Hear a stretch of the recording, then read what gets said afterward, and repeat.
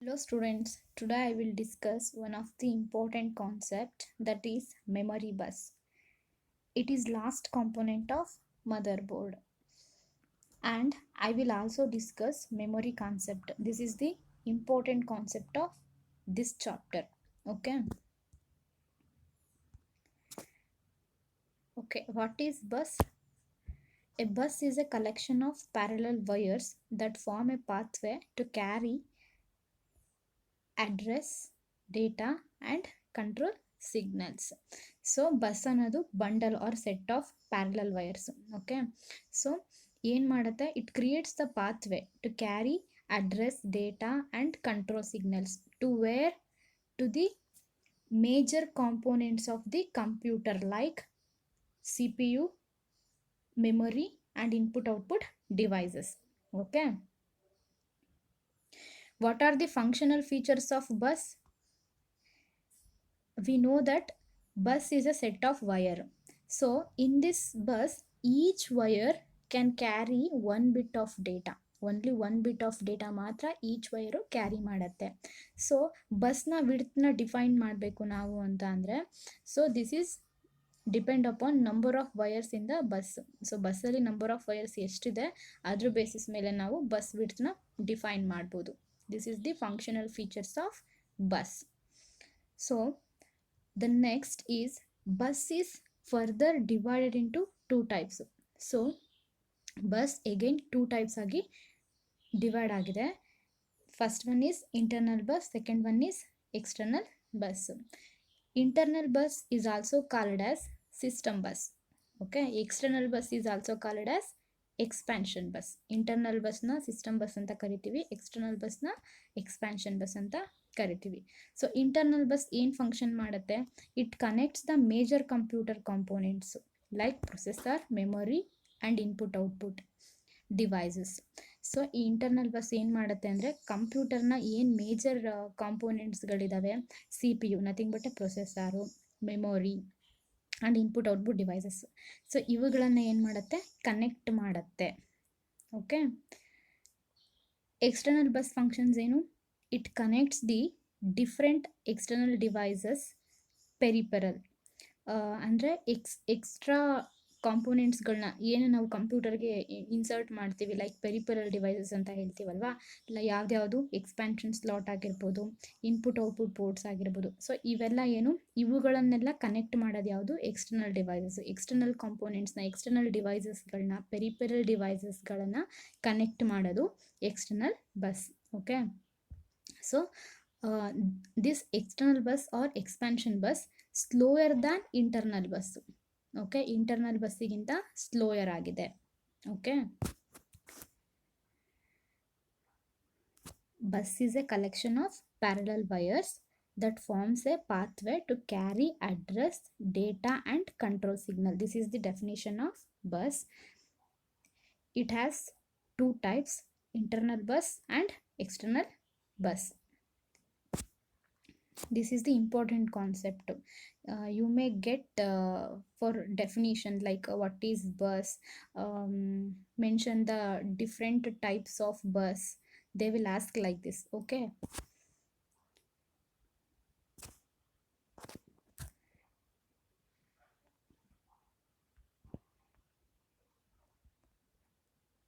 so system bus or expansion bus are comprise of three kinds of buses. So system bus ಮತ್ತು expansion bus ಏನಿದೆ, again three kinds of ಬಸ್ನ ಹೊಂದಿದ್ದಾವೆ. ಯಾವ್ದ್ಯಾವುದು, data bus, address bus and control bus. Okay, so system bus ಅಥವಾ expansion bus again having three kinds of buses. They are namely data bus, address bus and control bus. Okay, so what is data bus? So it provides the path to transfer data between CPU and memory. CPU ಮತ್ತು memory ಮಧ್ಯ ಡೇಟಾನ transfer ಮಾಡೋಕ್ಕೆ ಒಂದು ಪಾತ್ನ create ಮಾಡುತ್ತೆ, that is data bus. Okay, so this data bus May consists of 32 or 64 or 128 lines of wires. So ಈ data ಬಸ್ಸಲ್ಲಿ 32 lines of wire ಇರ್ಬೋದು, ಅಥವಾ 64 lines of wires ಇರ್ಬೋದು, 128 ಲೈನ್ಸ್ ಆಫ್ ವೈರ್ಸ್ ಇರ್ಬೋದು. It is depend upon manufacturing. Okay. Second one is address bus. What is address bus? This address bus connects the CPU and RAM. Okay. So CPU ಮತ್ತು ರ್ಯಾಮ್ನ connect ಮಾಡೋದು ಯಾವುದು? Address bus. So it carries the address. Okay. This is also similar as data bus. ನಾವೇನಾದರೂ in case ಆ address bus ವಿಡ್ತ್ನ determine ಮಾಡಬೇಕಂದ್ರೆ it is based on the maximum number of memory location of the computer. Okay. This is the address bus. So next last one is control bus. So what is control bus? It is used to control the access to and the use of the data and address lines. So ಇದೇನು ಮಾಡುತ್ತೆ? So information ಏನು access ಆಗ್ತಿರುತ್ತೆ ಆ access control ಮಾಡುತ್ತೆ. Or maybe data and ಏನು ಅಡ್ರೆಸ್ಗಳೆಲ್ಲ, address of lines pass ಆಗ್ತಿರುತ್ತಲ್ಲ. For example, address carries the address. Okay. Data carries the data bus carries the data. Okay. And control bus carries the signals. So ಏನೇ information send ಆಗ್ತಿದೆ ಅಥವಾ receive ಆಗ್ತಿದೆ ಅಂತ ಅಂದರೆ first control ಬಸ್ಸೇ ಸಿಗ್ನಲ್ನ pass ಮಾಡುತ್ತೆ, again ಸಿಗ್ನಲ್ನ ರಿಸೀವ್ ಮಾಡುತ್ತೆ. ಸೊ ಏನು ಮಾಡುತ್ತೆ? ಕಂಟ್ರೋಲ್ ಮಾಡುತ್ತೆ. So this is the function of control bus.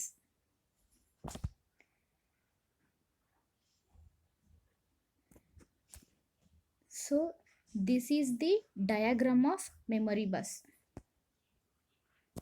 So this memory bus mainly having 3 main components: CPU, memory, input and output devices. So ಕಂಪ್ಯೂಟರ್ನಲ್ಲಿ 3 ಮೇನ್ ಕಾಂಪೋನೆಂಟ್ಸ್ ಇದೆ, main units: CPU, memory ಮತ್ತು input output devices. So ಈ ಏನು main 3 ಕಾಂಪೋನೆಂಟ್ಸ್ಗಳಿದೆ ಇದನ್ನು connect ಮಾಡೋದಕ್ಕೆ ನಾವು system ಬಸ್ನ use ಮಾಡ್ತೀವಿ. ಓಕೆ. ಸಿಸ್ಟಮ್ ಬಸ್ನ ಯೂಸ್ ಮಾಡಿಕೊಂಡು ಇವು ಮೂರನ್ನು ಕನೆಕ್ಟ್ ಮಾಡ್ತೀವಿ. ಸೊ ಈ ಸಿಸ್ಟಮ್ ಬಸ್ಸಲ್ಲಿ ಎಗೈನ್ 3 kinds ಆಫ್ ಬಸ್ ಇದೆ. ಯಾವ್ಯಾವುದು? Control bus, address bus, data bus. So ಇದ್ರ ಫಂಕ್ಷನ್ಸ್ ಏನು? ಕಂಟ್ರೋಲ್ ಬಸ್ಸು ಆಕ್ಸೆಸ್ನ ಕಂಟ್ರೋಲ್ ಮಾಡುತ್ತೆ ಆ್ಯಂಡ್ ದೆನ್ ಸಿಗ್ನಲ್ಸ್ನ ಪಾಸ್ ಮಾಡುತ್ತೆ, ಕಂಟ್ರೋಲ್ ಸಿಗ್ನಲ್ಸ್ನ. ಓಕೆ. ಅಡ್ರೆಸ್ ಬಸ್ ಏನು ಮಾಡುತ್ತೆ? ಅಡ್ರೆಸ್ನ ಕ್ಯಾರಿ ಮಾಡುತ್ತೆ, ಇನ್ಫಾರ್ಮೇಷನ್ನ ಅಡ್ರೆಸ್ನ ಕ್ಯಾರಿ ಮಾಡುತ್ತೆ. ಡೇಟಾ ಬಸ್ ಏನು ಮಾಡುತ್ತೆ? It carries only the data. Okay, this is the data bus.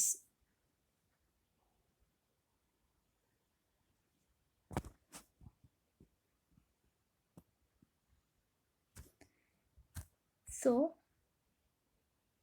the next concept of this chapter is memory. Okay.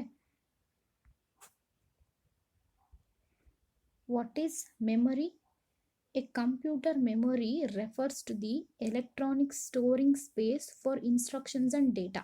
Okay. So ಏನಾದರೂ ಇನ್ಫಾರ್ಮೇಷನ್ ಅಥವಾ ಡೇಟಾನ ಸ್ಟೋರ್ ಮಾಡೋದಕ್ಕೆ ನಮಗೆ ಒಂದು ಸ್ಟೋರಿಂಗ್ ಸ್ಪೇಸ್ ಬೇಕು, that is electronic storing space. So ಇದನ್ನು ಏನಂತ ಕರಿತೀವಿ? Computer memory ಅಂತ ಕರಿತೀವಿ. Okay. This memory commonly 2 types. Okay. Commonly there are 2 types: primary or main memory. Second one is secondary memory. So in first PUC you already learned this. Okay. What is memory, what are the kinds of memory and different types of. Okay. So what is primary memory? Primary memory is the main memory of the computer. It stores programs and data which are currently needed by CPU. So ಇದು ಏನು ಮಾಡುತ್ತೆ ಅಂದರೆ primary memory. So CPU currently ಏನು information ಬೇಕಾಗಿರುತ್ತೆ, like operating system load ಆಗೋದಿರ್ಬೋದು ಅಥವಾ application ಪ್ರೋಗ್ರಾಮ್ಸ್ಗಳಿರೋದು. So ಇವನ್ನೆಲ್ಲ ಏನು ಮಾಡುತ್ತೆ? ಲೋಡ್ ಮಾಡುತ್ತೆ. So this is the main function of primary memory. Secondary memory means it is used as auxiliary memory. Auxiliary memory ಅಂತ ಅಂದರೆ external ಅಂತ. ಓಕೆ.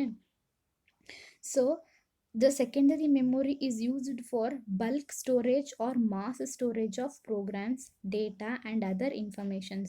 ಸೊ ಪ್ರೈಮರಿ ಮೆಮೊರಿದು storage space ಕಮ್ಮಿ ಇರುತ್ತೆ, ಸೆಕೆಂಡರಿ ಮೆಮೊರಿದು ಜಾಸ್ತಿ ಇರುತ್ತೆ. ಸೊ ನಮ್ಮ ಹತ್ರ bulk storage of information or mass storage of ಪ್ರೋಗ್ರಾಮ್ಸ್, ಏನಾದರೂ ಇನ್ಫಾರ್ಮೇಷನು ಡೇಟಾ ತುಂಬ ಜಾಸ್ತಿ ಕ್ವಾಂಟಿಟಿಯಲ್ಲಿತ್ತು ಅಂದರೆ ಅದನ್ನು ನಾವು ಪ್ರೈಮರಿ ಮೆಮೊರಿಯಲ್ಲಿ ಸ್ಟೋರ್ ಮಾಡೋಕ್ಕಾಗಲ್ಲ. ಏಕೆಂದರೆ ಇನ್ ದ ಕೇಸ್ ನಾವು ಸ್ಟೋರ್ ಮಾಡಿದ್ವಿ ಅಂದ್ರೂ ಅದು ನೆಕ್ಸ್ಟ್ ಬೇರೆ ಇನ್ಫಾರ್ಮೇಷನ್ನ ಕ್ಯಾರಿ ಮಾಡೋದಕ್ಕೆ ಪ್ರಾಬ್ಲಮ್ ಆಗುತ್ತೆ. ಸೊ ಅಂಥ ಇನ್ಫಾರ್ಮೇಷನ್ಗಳನ್ನ ನಾವು ಸೆಕೆಂಡರಿ ಮೆಮೊರಿಯಲ್ಲಿನೇ ಸ್ಟೋರ್ ಮಾಡಬೇಕು. Okay, this is the difference between primary memory and secondary memory. So what are the functions of primary memory?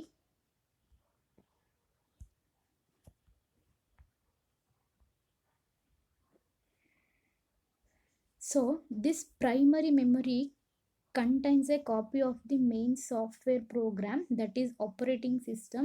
This program is loaded into the primary memory when the computer is turned on. This means that computer ಯಾವಾಗ turn ಆಗುತ್ತೆ ಅವಾಗ ಏನು ಮಾಡುತ್ತೆ, operating system OS ಆಗಿರ್ಬೋದು ಅಥವಾ application ಪ್ರೋಗ್ರಾಮ್ಸ್ಗಳಿರ್ಬೋದು, ಇದನ್ನೆಲ್ಲ ಏನು ಮಾಡುತ್ತಂದರೆ in a fraction of second computer ಯಾವಾಗ ಆನ್ ಆಗುತ್ತೆ, ಸೊ ಏನು ವರ್ಕಿಂಗ್ ಸ್ಟೇಟಿಗೆ ಬರುತ್ತೆ ಅವಾಗ ಏನು ಮಾಡುತ್ತೆ, ಲೋಡ್ ಮಾಡುತ್ತೆ. Okay, so this is the function of primary memory. So and it also copy the application program. ನಾನು ಹೇಳಿದ್ನಲ್ಲ, like operating system application program ಅಂತ. ಸೊ ಇದನ್ನೆರಡು ಏನು ಮಾಡುತ್ತೆ, ಟೆಂಪ್ರರಿಲಿ ಹೋಲ್ಡ್ ಮಾಡಿರುತ್ತೆ ಆ್ಯಂಡ್ ದೆನ್ ಕಂಪ್ಯೂಟರ್ ಆನ್ ಆಗಿದ ತಕ್ಷಣ ಲೋಡ್ ಮಾಡುತ್ತೆ. Okay, and again for example ನಾವೇನಾದರೂ ಒಂದು ಇನ್ಫಾರ್ಮೇಷನ್ನ ಪ್ರೊಸೆಸ್ ಮಾಡ್ತಿದ್ದೀವಿ, ಅದ್ರದ್ದು ರಿಸಲ್ಟ್ ಪ್ರೊಡ್ಯೂಸ್ ಆಯ್ತಂದರೆ ಆ ರಿಸಲ್ಟ್ ಪ್ರೊಡ್ಯೂಸ್ ಆಗಿದ್ದನ್ನು ಔಟ್ಪುಟ್ ಡಿವೈಸಸ್ಸಿಗೆ ಟ್ರಾನ್ಸ್ಫರ್ ಮಾಡಬೇಕು. ಸೊ ಆ ಟ್ರಾನ್ಸ್ಫರ್ ಆಗ್ತಿರ್ಬೇಕಾದ್ರೆ ಏನು ಪ್ರೊಸೆಸ್ ಆಗ್ತಿರುತ್ತಲ್ಲ ಅದನ್ನು ಕೂಡ ಟೆಂಪರರಿಲಿ ಹೋಲ್ಡ್ ಮಾಡುತ್ತೆ. Okay, this is the functions of primary memory. Memory is A electronic storing space for instructions and data. There are two kinds, primary or main memory and secondary memory. Primary memory is also known as main memory. Secondary memory is also known as auxiliary memory. So main functions of primary memory is to copy the main software programs like operating system and application programs. Okay, when the computer is on, it loads the application programs and operating system.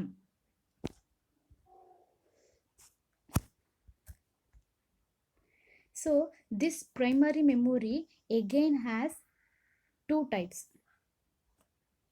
RAM and ROM.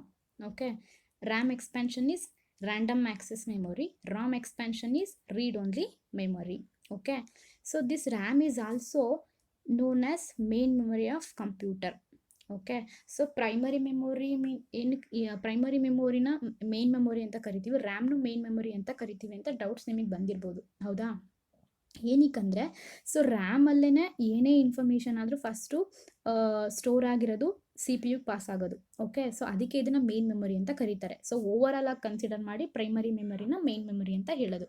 Okay, so this RAM ಟೆಂಪರರಿಲಿ stores the computer operating system and application programs and current data so that the processor can reach them quickly. So processor ಅಂದರೆ CPU ಏನಾದರೂ ಒಂದು ಇನ್ಫಾರ್ಮೇಷನ್ನ process ಮಾಡಬೇಕಂದ್ರೆ so ಅದಕ್ಕೆ ಏನೇನು information need ಇರುತ್ತೋ ಅದೆಲ್ಲ ರ್ಯಾಮಿಂದನೇ fetch ಮಾಡೋದು ಇನ್ಫಾರ್ಮೇಷನನ್ನು.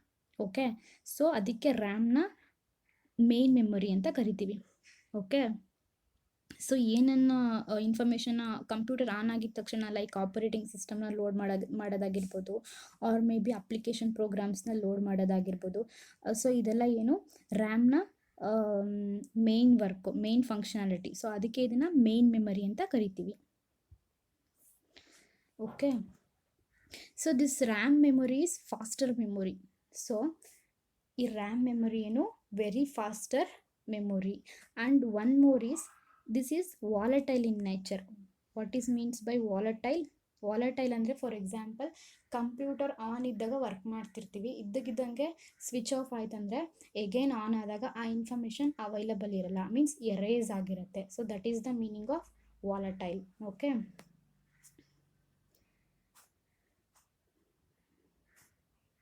This RAM again has two types, static and dynamic.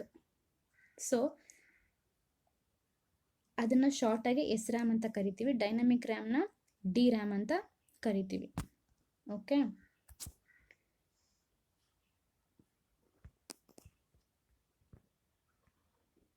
So what is static RAM? Static RAM chip is usually used in cache memory due to its high speed. Okay, so static RAM ಏನು high speed. Okay, it is very high speed. So ಅದನ್ನು ಎಲ್ಲಿ place ಮಾಡಿರ್ತಾರೆ ಅಂದರೆ cash ಮೆಮೊರಿಯಲ್ಲಿ use ಮಾಡಿರ್ತಾರೆ. So ಅಲ್ಲಿ ಇದನ್ನು place ಮಾಡಿರ್ತಾರೆ. So ಏನು ಪ್ರೊಸೆಸರ್ ಸ್ಪೀಡಾಗೆ ವರ್ಕ್ ಮಾಡ್ತಿರುತ್ತಲ್ಲ, ಸೊ ನೆಕ್ಸ್ಟ್ ಏನಾದರೂ ಇನ್ಫಾರ್ಮೇಷನ್ ಬೇಕು ಅಂತ ಅಂದರೆ ಕ್ಯಾಶ್ ಮೆಮೊರಿಯಿಂದ ಇನ್ಫಾರ್ಮೇಷನ್ನ ಪಿಕ್ ಮಾಡುತ್ತೆ, ಮೀನ್ಸ್ ಫೆಚ್ ಮಾಡುತ್ತೆ. ಸೊ ಆವಾಗ ಅಲ್ಲೇನಾದರೂ ಇನ್ಫಾರ್ಮೇಷನ್ ಅವೈಲಬಲ್ ಇಲ್ಲ ಅಂದರೆ ಕಂಪ್ಯೂಟರ್ ರೆಸ್ಟ್ ಪ್ಲೇಸಲ್ಲಿರುತ್ತೆ, ಸೊ ರೆಸ್ಟ್ ಆಗಿರುತ್ತೆ. ಸೊ ಆವಾಗ ಅದನ್ನು ಅವಾಯ್ಡ್ ಮಾಡೋದಕ್ಕೆ ಏನು ಮಾಡ್ತಾರೆ, ಸೊ ಸ್ಟ್ಯಾಟಿಕ್ ರ್ಯಾಮನ್ನು ಕ್ಯಾಶ್ ಮೆಮೊರಿಯಲ್ಲಿ ಇನ್ಸರ್ಟ್ ಮಾಡಿರ್ತಾರೆ. ಓಕೆ, ಸೊ ಅವಾಗ ಏನಾಗುತ್ತೆ, ಕಂಪ್ಯೂಟರ್ನ ಸ್ಪೀಡು ಎಫಿಷಿಯೆಂಟ್ ಆಗಿರುತ್ತೆ. ಓಕೆ, ಸೊ ಈ ಸ್ಟ್ಯಾಟಿಕ್ ರ್ಯಾಮು ಇನ್ಫಾರ್ಮೇಷನ್ನ ಎಲ್ಲಿವರೆಗೂ ಸಿ ಪಿ ಯುಗೆ ಪಾಸ್ ಮಾಡುತ್ತೆ ಅಂದರೆ, ಸೊ ಪವರ್ ಸಪ್ಲೈ ಆನ್ ಇರೋವರೆಗೂ. Okay, it stores the information as long as the power supply is on. So ಎಲ್ಲಿವರೆಗೂ ಕಂಪ್ಯೂಟರ್ ಪವರ್ ಸಪ್ಲೈ ತೊಗೊಳ್ತಿರುತ್ತೆ ಅಲ್ಲಿವರೆಗೂ ಏನು ಮಾಡುತ್ತೆ, ಸ್ಟೋರ್ ಆಗಿರೋವಂಥ ಇನ್ಫಾರ್ಮೇಷನನ್ನು ಸಿ ಪಿ ಯುಗೆ ಪಾಸ್ ಮಾಡ್ತಿರುತ್ತೆ. Okay, so this S RAM is more expensive than DRAM and it takes more space. Okay, so dynamic RAM-ಗೆ compare ಮಾಡಿದ್ರೆ ಎಸ್ ರ್ಯಾಮು ಎಕ್ಸ್ಪೆನ್ಸಿವ್ ಆಗಿರುತ್ತೆ ಮತ್ತು ಜಾಸ್ತಿ ಸ್ಪೇಸ್ನ ಅಕ್ಯುಪೈ ಮಾಡುತ್ತೆ S RAM. Okay, so this is about static RAM, S RAM. So second one is dynamic RAM, D RAM. Okay, so it is the most common type of memory chip. ಅಂದರೆ most common type ಅಂದರೆ means ಎಲ್ಲ ಜಾಸ್ತಿ use ಮಾಡ್ತಿರೋದೆ dynamic RAM ಅಂತ. Okay, so because it is cheaper and they consume less power. So ಇದಕ್ಕೆ ಜಾಸ್ತಿ power ಬೇಡ ಮತ್ತು cheap and best. Okay, and also it uses the transistor and capacitor. So ಈ ಡೈನಮಿಕ್ ರ್ಯಾಮು ಟ್ರಾನ್ಸಿಸ್ಟರ್ ಮತ್ತು ಕೆಪಾಸಿಟರ್ನ use ಮಾಡ್ಕೊಳ್ಳುತ್ತೆ for the purpose of ಟ್ರಾನ್ಸಿಸ್ಟರಲ್ಲಿ ಏನಾಗುತ್ತೆ ಅಂದರೆ ಮೆಟ್ರಿಕ್ಸ್ ಫಾರ್ಮೇಷನಲ್ಲಿ ಇನ್ಫಾರ್ಮೇಷನ್ ಸ್ಟೋರ್ ಆಗ್ತಿರುತ್ತೆ, like rows and columns. Capacitor means ಅದು ಕಂಪ್ಯೂಟರ್ಗೆ ಅರ್ಥ ಆಗೋ ಲ್ಯಾಂಗ್ವೇಜೇ ಬೈನರಿ ಲ್ಯಾಂಗ್ವೇಜ್, 0 and 1. ಸೊ ಕೆಪಾಸಿಟರಲ್ಲಿ ಏನಂದರೆ ಇನ್ಫಾರ್ಮೇಷನು 0 and 1 ಸ್ಟೋರ್ ಆಗಿರುತ್ತೆ. ಸೊ ಆ ಇನ್ಫಾರ್ಮೇಷನ್ ಎಗೈನ್ ಯಾವ ಥರ ಸ್ಟೇಟಿಗೆ ಚೇಂಜ್ ಆಗುತ್ತೆ ಅಂದರೆ ಟ್ರಾನ್ಸಿಸ್ಟರ್ಸಲ್ಲಿ ಮ್ಯಾಟ್ರಿಕ್ಸ್ ಫಾರ್ಮೇಷನಿಗೆ ಚೇಂಜ್ ಆಗುತ್ತೆ, ರೋಸ್ ಆ್ಯಂಡ್ ಕಾಲಮ್ಸಲ್ಲಿ ಇನ್ಫಾರ್ಮೇಷನ್ನು ಅಲೋಕೇಟ್ ಆಗುತ್ತೆ. Okay, so this dynamic RAM further classified as S D RAM and D D R RAM. Okay, so this dynamic RAM has 2 kinds of RAM, that is SDRAM and DDR-RAM.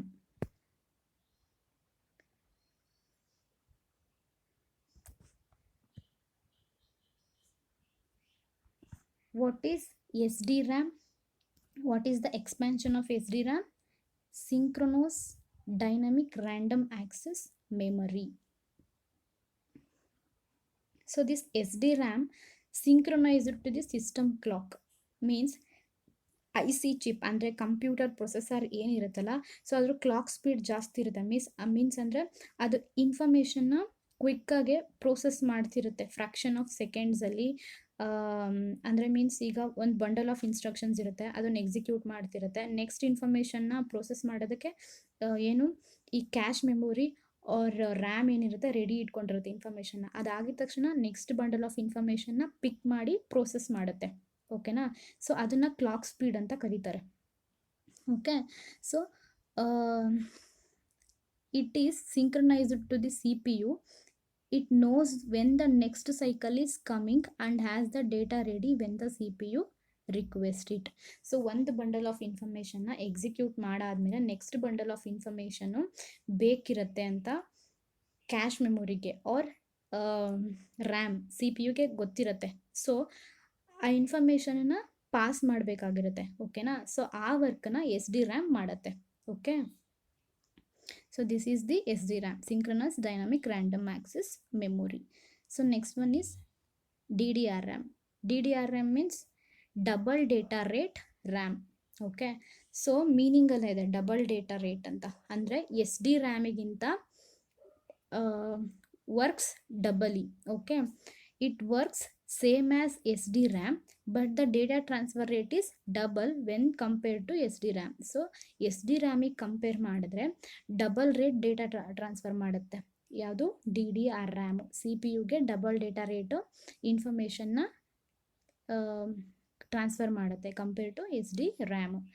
So DDRRAM again having different kinds of RAMs. They are DDR1, DDR2, DDR3.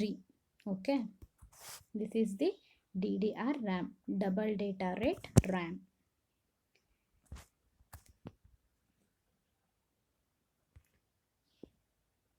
Till now we read that random access memory. Now we read only memory, ROM. Okay, what is ROM? Read only memory. This is non-volatile memory. Non-volatile memory ಅಂದರೆ ಏನು information ಇರುತ್ತೆ computer switch off ಆದ್ರೂ ಕೂಡ again on ಆದಾಗ ಆ information erase ಆಗಿರಲ್ಲ. ಓಕೆನಾ? ಅದನ್ನು ನಾನ್ ವಾಲಟೈಲ್ ಮೆಮೊರಿ ಅಂತ ಕರೀತಾರೆ. It is used for permanent storage of information. So ಏನಾದರೂ ಪರ್ಮನೆಂಟಾಗಿ ಇನ್ಫಾರ್ಮೇಷನ್ನ ಸ್ಟೋರ್ ಮಾಡಬೇಕಂದ್ರೆ ರಾಮಲ್ಲಿ ಸ್ಟೋರ್ ಆಗುತ್ತೆ. Okay, so this is the read only memory or ROM. Memory has two kinds.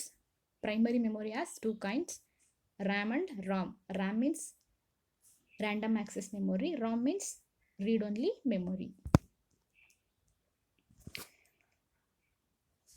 So this is the difference between RAM and ROM. Okay, first the expansion, RAM expansion and ROM expansion. Random access memory, read only memory. Okay, RAM is volatile in memory, RAM is non-volatile in nature. Okay, so volatile ಅಂದರೆ ಯಾವಾಗ ಕಂಪ್ಯೂಟರ್ switch off ಆಗುತ್ತೆ so ಆವಾಗಲೇ ನಮ್ಮ ಇನ್ಫಾರ್ಮೇಷನು erase ಆಗುತ್ತೆ. We lost the data. Okay, ROM is non volatile because computer switch off ಆದ್ರೂ again switch on ಆದಾಗ ನಮ್ಮ ಇನ್ಫಾರ್ಮೇಷನ್ ಅಲ್ಲೇ ಇರುತ್ತೆ. ಓಕೆ, ಪ್ರಿಸರ್ವ್ ಆಗಿರುತ್ತೆ. That is non volatile.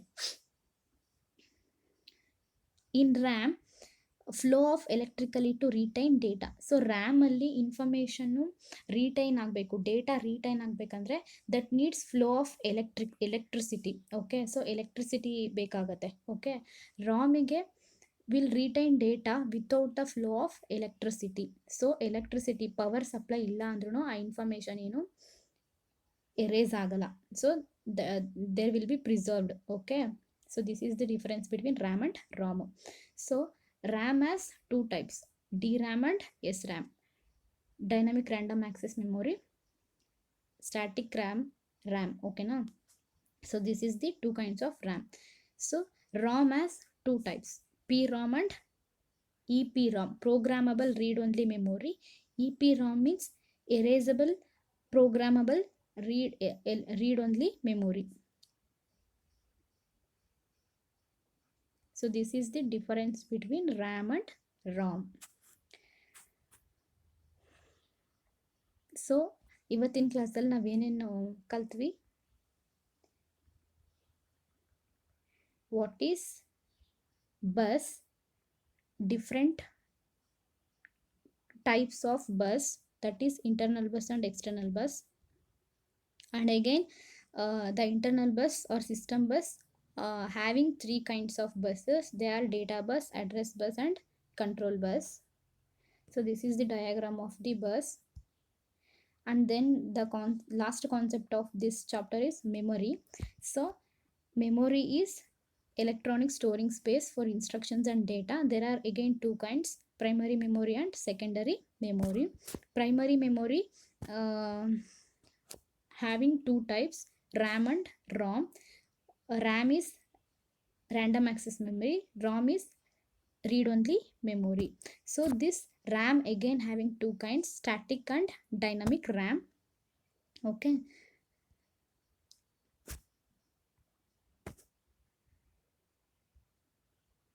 So this is all about RAM.